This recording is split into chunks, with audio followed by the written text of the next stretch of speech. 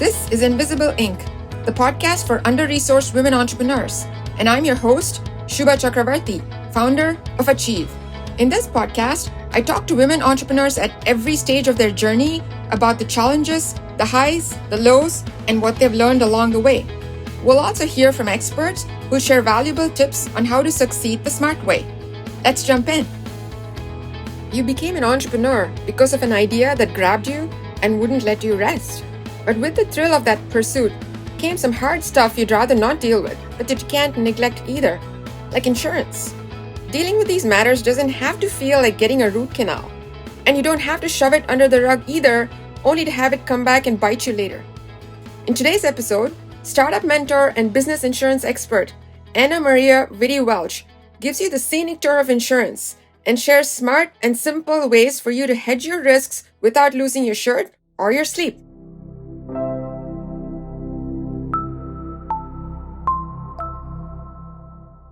Anna Maria, thank you for joining us today. It's a delight to have you. It's a topic that a lot of people don't know a lot about, business insurance. So maybe we can start off with just what you do. Can you tell us a little bit about your business and how your path intersects with entrepreneurs? Sure. Thank you for having me. About my business, we're a third generation family-owned business. My grandfather started our company in 1938. And we help individuals as well as businesses with their insurance needs. So for instance, business insurance, whether it's a startup or a business up to 100 million, we can help them with really any type of insurance policy that they would need, we could help them with. There's business and then there's startups. Can you talk a little bit about how your work intersects the work that entrepreneurs are trying to do when they start up? Yes. So what I do is I really try to help educate the startup, because most people have not run a business that are startups. And so I try to help and guide them on what they need for their insurance needs. So we give bare bones and options, and my clients decide. I also try to explain a little bit more in depth on what they're really needing. You don't have to buy it all. I want my clients to know the options that are available.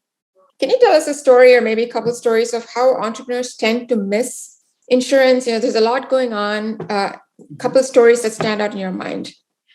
Well, first of all, I know a lot of these startups are connected with maybe a small business development center or incubators.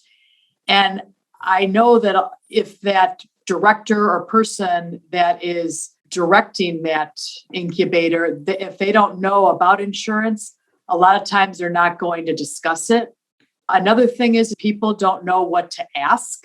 I think they're nervous. But again, when you call an agent, they should be asking you the questions, because we need to find out what you're doing, what you think you might be doing, and then really in the future, what are your plans? And then we can develop and tailor a product for you that's going to help cover you. Are there examples of where somebody like egregiously missed it, or something that if you had only met them, 6 months earlier, a year earlier, you could have avoided or helped them in a significant way? Does anything stand out in your mind? Yes. I help at 1871, and those are mostly tech companies. So when I review their policies, most of them have office policies, and they're not even being insured for cyber, or if they were hacked or ransomware. Or also, people don't know that a lot of times, they're 100% e-commerce or they're 100% online. If they get hacked and their website goes down, they're going to have business interruption. Well, you can include that in cyber liability. So that is really one of the things that stand out. And another is I've continued to hear for the last 7 or 8 years that I wish I met you. I didn't know. I had to call 10 different people. And that's why I started a startup division in my office, because even if you're not launching your business, you can call us and ask us questions. We don't charge anything. That's another thing why I feel people don't want to call insurance agents, because they don't know if they're going to get charged or not. And they're not going to get charged. We get commission and paid by the insurance company, not by the consumer. Can you maybe think about 3-4 big categories of reasons why they miss why they miss specific types of insurance, or why they miss thinking about insurance itself? Like we were saying, they either don't know. I know a lot of startups that call me didn't even know they needed insurance. And anybody that's listening, you can get sued by anybody. And that is one of the reasons why you want to get insurance, because some of these policies offer you an attorney and pay for that and pay for the fines and pay for the settlements. They're being mentored, and the person that's mentoring them didn't really discuss it or even bring it up. They're talking about marketing, they're probably talking about finances. But if you don't own a business and you're mentoring someone, a lot of times it's probably going to get missed because you don't realize that they need insurance. So it almost sounds like it needs to be like a checklist item as a capability for the business development center or the incubator itself to say, hey, let's not miss this, because if things go bad, they can really go bad. A couple of the resource centers that I work with, that's one of the questions that they ask everybody.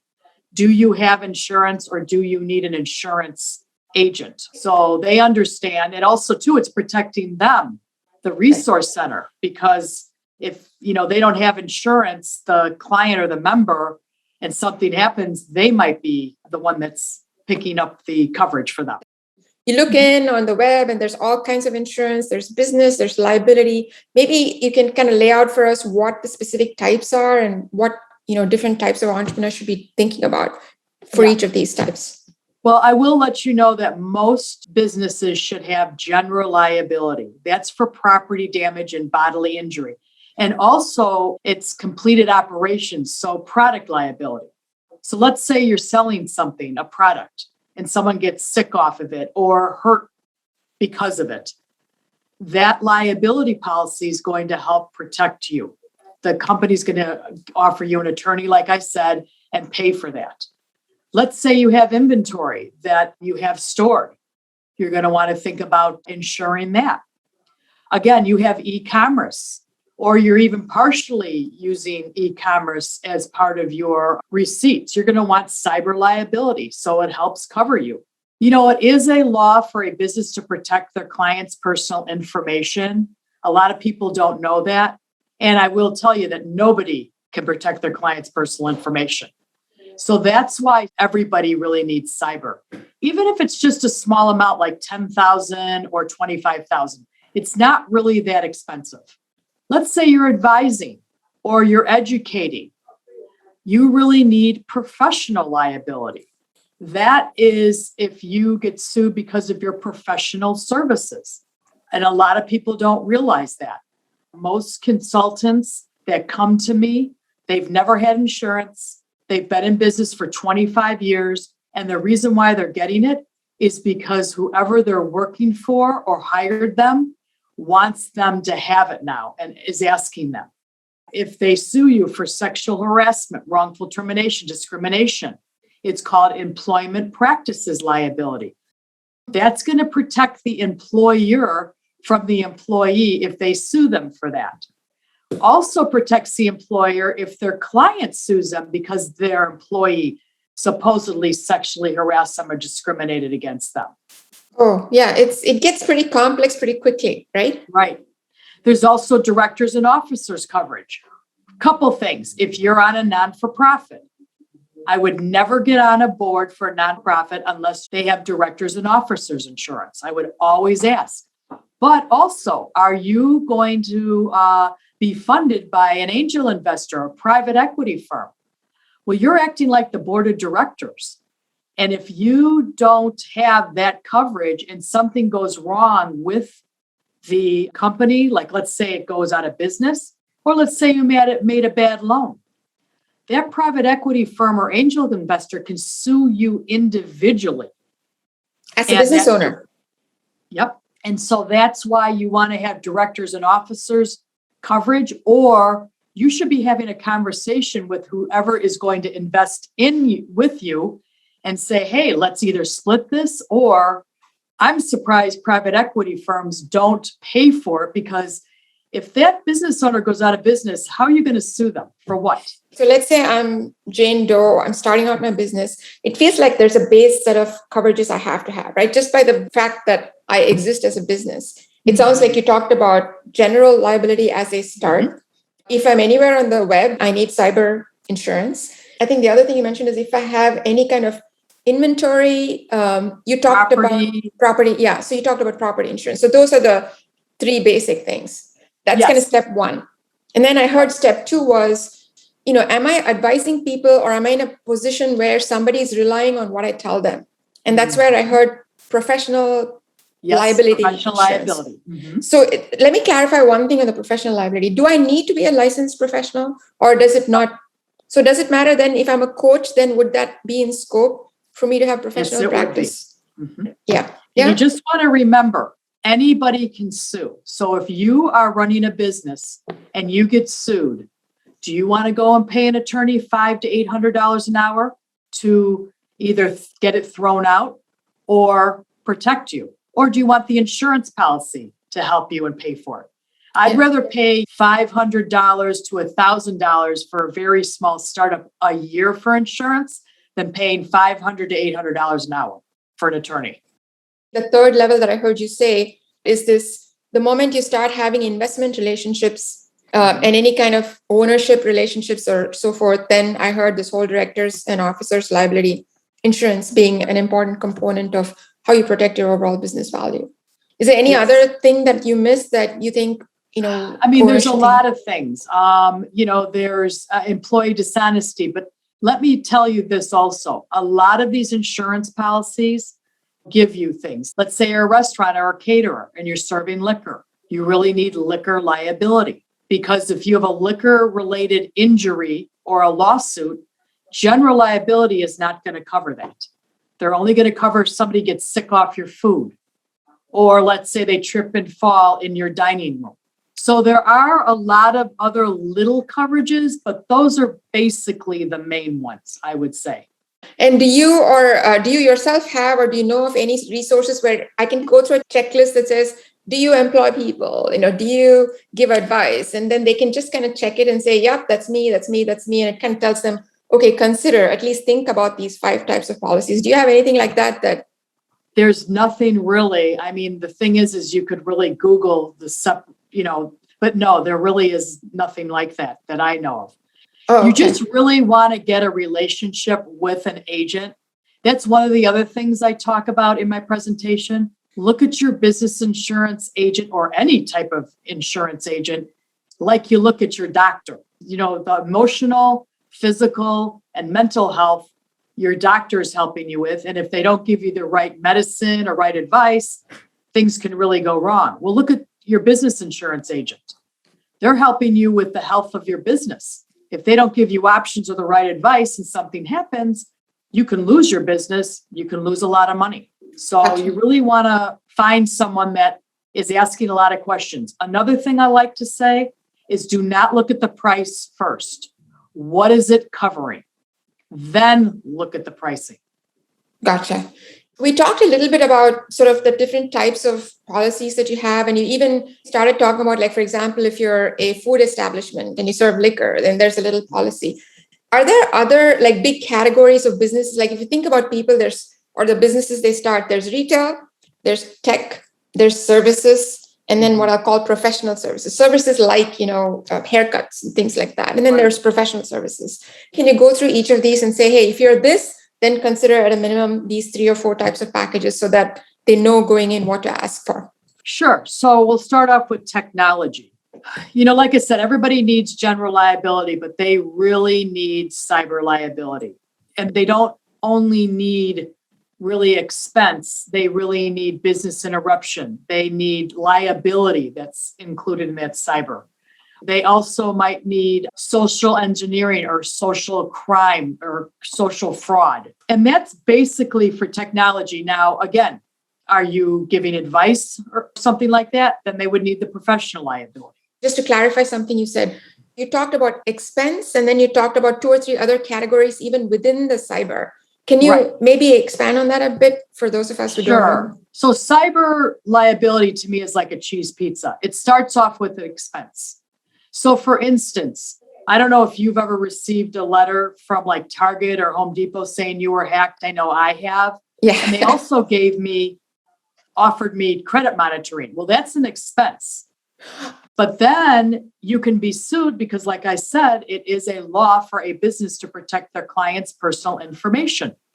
And so you want to have liability added onto that. Well, let's say you're 100% online and you do get hacked and your website goes down. You're going to want to have business interruption. Another thing, a lot of these tech companies that are taking money online, you want to make sure that like PayPal or Stripe or any of those third party, what if they get hacked? Oh, How okay. are they going to handle that? Are you going to have to use your cyber liability, or are they going to help you with that with your clients? That's another thing. Now we could talk about an IT person. There's called tech E&O. So let's say they give advice about something and they're IT and they don't give the right advice. They're going to want to have tech E&O. For instance, we don't have a 100% IT person on staff. We hired someone to come in, and if anything happens, they'll help us.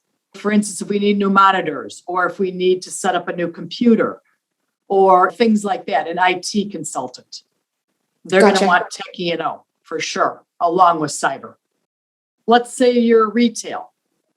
Okay, so I like to tell people never sign a contract or a lease without showing your insurance agent the insurance requirements, because these requirements, a lot of times, it's an attorney who's trying to protect their employee, and they are asking for every type of coverage, and sometimes for $3, $4, $5 million, which is a lot. So for instance, I had an architect come to me, showed me their contract.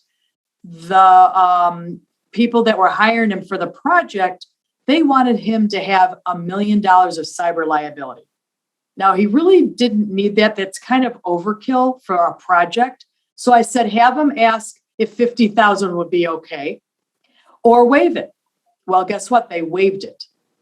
If he didn't do that, he would have been paying thousands of dollars more than he needed to. So that's why you don't want to do that. A retail store, they're going to have a lease. Well, also there are requirements in that lease. So if your agent didn't ask you to look at the lease together, now remember, we're not attorneys, but we can see what they want. There might be things in there that we miss, or if you don't show us, we're not going to be able to protect you with that insurance policy. Another thing, you want to have coverage for the product or the merchandise you have. Let's say you have a fire. A lot of times the lease is asking you to be responsible for the betterments and improvements in there, like the lighting, the flooring, the paint. Well, if you don't know what the lease is asking you to be responsible for, you might not have the right coverage for that. Also, you're going to have employees. You're going to need workman's compensation. That protects the employee if they get hurt on the job. And it's also based off of payroll and what that employee is doing. Employee dishonesty. Somebody steals something from you, steals the money, the cash, steals merchandise. You want to have that in there, employee dishonesty. Also forgery. Somebody might be able to know how to take the money from someone and not register it in the POS system for some odd reason. There are so many creative ways you want, that forgery. Theft is usually included in the coverage for if you have coverage for property or merchandise. How much merchandise do you have? Are you not only insuring the merchandise? Now, remember, you have to add up the merchandise for the wholesale price. But then you probably have racks and maybe equipment or other things. You need to give that agent the replacement cost. So you want to add all that up and make sure you have enough if there's a total loss. Now, I tell people it's not the fire, it's the smoke damage. So usually if you have a retail store and you are selling clothing and there's smoke damage, you're going to have to get rid of all of it. and have to Makes replace everything. The next thing, a manufacturer. Well, I do a lot of food manufacturers, and any manufacturer needs general liability. What are they manufacturing? Look at that product, whatever it is. If it goes out to the consumer and something happens and the consumer sues them for some odd reason that they felt that it was their fault, that general liability is going to cover that up to the limit that they have. And you want to remember that all insurance coverages have a limit. For manufacturers also, and even that retail store, you want to have business interruption. Because if you have to stop production, if you have to stop selling clothing and close your store up, they're going to help with any of the revenue that you lost. They're going to help pay for the employees that can't work. They're also going to help you with any operating expenses, like for rent, the lighting, electric. And so again, the insurance company doesn't want you to go out of business. So they help you continue to, financially help your business while you're waiting for it to be rebuilt. Somebody that has finance, of course, they want general liability, but they're going to want professional liability. They are giving advice on their finances. And if somebody feels that, oh my gosh, you told me to put my money here and it didn't work out, E&O it's called, or professional liability. Health, wellness, and personal services. Again, you want general liability again. You want professional liability, especially for wellness and health and personal services. I know a lot of hairdressers, they do not own the business, but they are like renting a chair. And a lot of times they think that the owner they're renting the chair from is covering them, but 9 times out of 10, they're not. So they're going to need general liability, professional liability, and they might also, if they have someone else working for them, workman's compensation. Yeah. So hopefully that helped you, but I will let you know it's kind of hard to have a conversation broadly. I gave you pretty much an overview, but there are other things that I might have missed that. Yeah, this is purely for educational purposes. Yes. It's just to get somebody a foothold to say, okay, I have like 2 or 3 things in the landscape to kind of anchor me, and then I can move forward from there. You raised a couple of interesting points. One is, we all saw a lot of businesses getting interrupted during COVID last year, where business interruption, I'm sure, became a very hot topic. Have you seen any evolution in the way insurance products are designed after the lessons learned from COVID? Not yet, but I will let you know that they changed that and added that exclusion in for a pandemic. It was a couple of years ago. I can't remember what it was, but they did add that into the business interruption exclusion. Previous to the COVID pandemic, correct? Okay. Mm-hmm. Well, I was saying about terrorism. You can get terrorism coverage. And for workman's comp, it's included already. But because of 9/11, they had terrorism. So you either can purchase it or you can reject it. And so again, if there's a terrorist attack and you rejected it, you're not going to be covered. It feels like each business has like this little package of coverages that are typically smart to consider. Are you seeing insurance companies offering like a package, like a holiday package, right? That says, hey, here's a retail package, here's a personal services package, and here's an e-commerce package. Are you seeing that makes lives easier for entrepreneurs and business owners, or not yet? Yes, it's really the add-ons. So, like I say, you start with general liability, you can add some business personal property, business interruption comes from that. But what are the other add-ons that you can have included? So for instance, a restaurant, you can add food spoilage.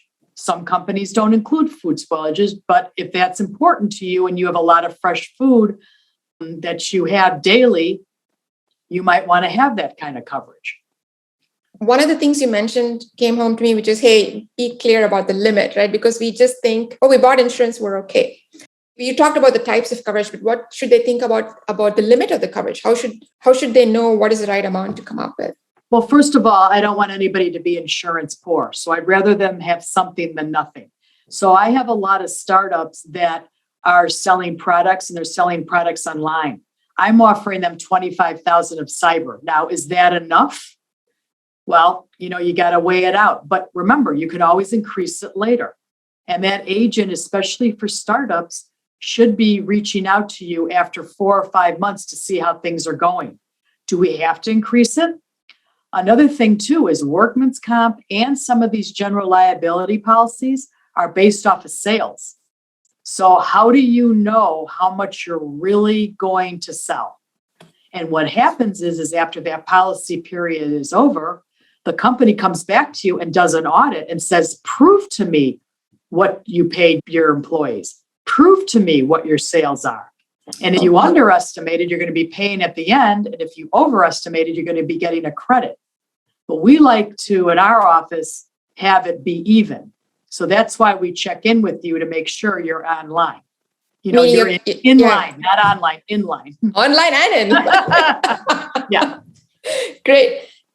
So you talked a lot about kind of, different types of businesses, but businesses also differ in terms of, are they young, like just starting out, versus companies that have been in business for many years? What are the big points of differences between existing business owners versus new startup or, new business entrepreneurs? I do feel that the experienced business owner, because they are experienced with actual business, can ask more questions than someone that's brand new. I feel that I am giving them resources and more real life experiences of what could happen versus someone that's been in the business and knows what can happen. Seems like too with the startups, a lot of them just want something just to hold them over. And they might have a contract that they want to just fill or a lease, and they want to self-insure. I mean, I have some that have equipment that they don't want to insure right then and there. They just want liability. They don't care about the property. What advice would you give to entrepreneurs? How can a buyer be smart about making sure that they're getting the best deal on their business insurance? Well, first of all, it's really the relationship with the agent. If that agent isn't calling you back, if you feel like they're unorganized, they're not giving you advice, they're not taking the time out, that's when you really want to be leery on, oh my gosh, are they just selling it to make a sale? Or do they really have my best interest? Because again, we should have your best interest. Because I also feel too, if something happens to you, what's going to happen to me? How am I going to feel? And what's my reputation going to be like? So the first thing I tell people is get a great relationship with an agent. Let's say I call 3 different business insurance agents. Are there like warning signs in addition to like not getting the information that should put some caution in you and say, hey, wait a second, right? Well, this is the first thing. When someone calls me and tells me they have 2 or 3 other agents working on their quotes, I pass. And I'll tell you why. In business insurance, whoever gets their application in first to that insurance company blocks everyone else out. Oh, okay. Now, there aren't that many insurance companies to go around, especially if you have a specialty market like cannabis. There aren't many insurance companies that want to write anything to do with cannabis. So if there's 2 or 3 people, for sure, there's not enough markets going around. So it sounds like it's really important that I not go to, as a business owner or an entrepreneur, not go shopping too much, which means that finding the right person up front is even more important, because I don't want to go to an unscrupulous person and have them block me out of going with a good agent or a more honest agent. So then how would I make sure that I find the right agent in the first place?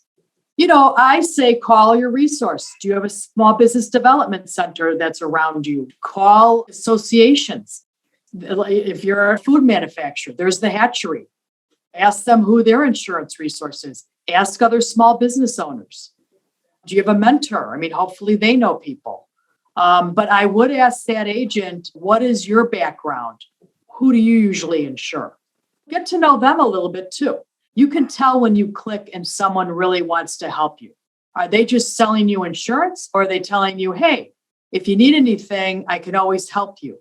Do you have an attorney? Do you have a bookkeeper or whatever? What I feel is someone that's going to give me more than just selling insurance too.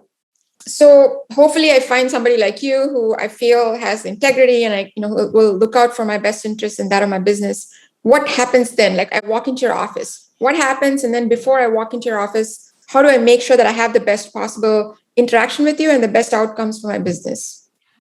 Well, really, when someone comes here, and especially if it's a small business or startup, they always say, I don't know really what I need, so I just tell them, okay, don't worry about it. Let me start asking you. So, I ask them about what their entity is, how many years they've been doing it.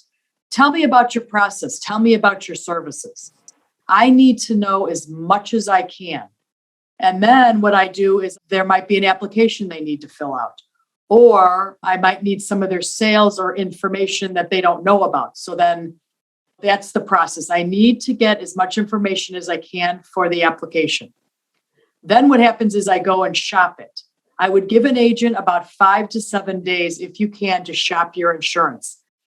There are 2 types of insurance agencies. One's an independent, which represents many companies.